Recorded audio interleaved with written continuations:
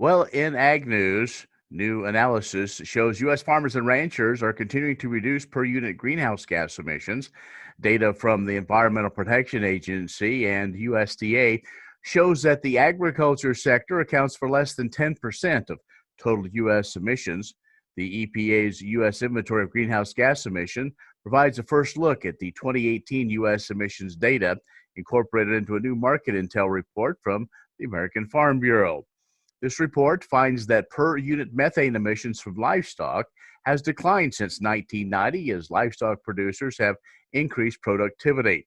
Now, during the past 30 years, U.S. milk production has increased by 71%, and per unit emissions of milk have declined by almost 25%. Beef production increased about 50%, while per unit emissions have fallen nearly 8%. Meanwhile, American farmers are producing more crops on fewer acres. This analysis builds on data shared during the launch of Farmers for a Sustainable Future, which is a coalition of agriculture groups aimed at educating lawmakers and finding solutions to the challenges that are being posed by climate change. Well, a very important link to the American food supply chain is restaurants. And they're looking at new temporary ways of doing business to just stay afloat. Traditional grocers are struggling to keep up with increased demand that are being brought on by the COVID-19. Restaurants are turning to grocery sales to make their ends meet. It's a trend that's catching all over the country as large chains as well as mom and pop establishments are looking for new income. Folks like Panera, well, they launched Panera Grocery. Not only sells their traditional Panera restaurant items, but also things like milk, eggs, and fresh produce in their 2,100 stores that normally you use to make meals. Sarah Burnett's the Vice President of Wellness and Food Policy at Panera.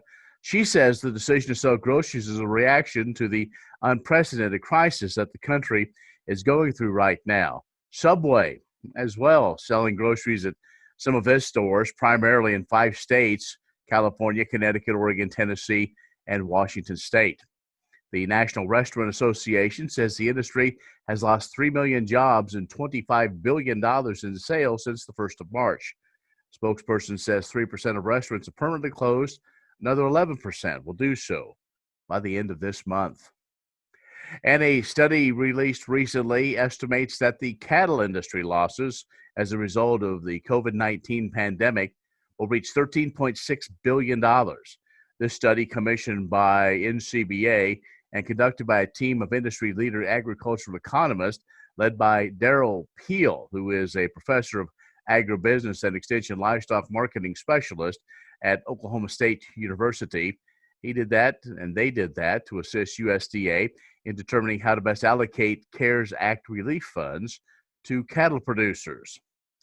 The study shows that cow-calf producers will see the largest impact, with COVID-19 related losses totaling an estimated $3.7 billion, or $111.91 a head for each mature breeding animal in the U.S. Now, without offsetting the relief payments, those losses could increase to $135.24 a mature breeding animal, an additional impact totaling $4.45 billion in the coming years. Stockers and backgrounders losses were estimated at $159.98 a head. That's a total economic impact of $2.5 billion this year. Feeding sector losses estimated at $3 billion, or $205.96 a head. K-State's Glenn Tonzer, by the way, also participated in that analysis. More ag news online at agview.net. We'll be right back.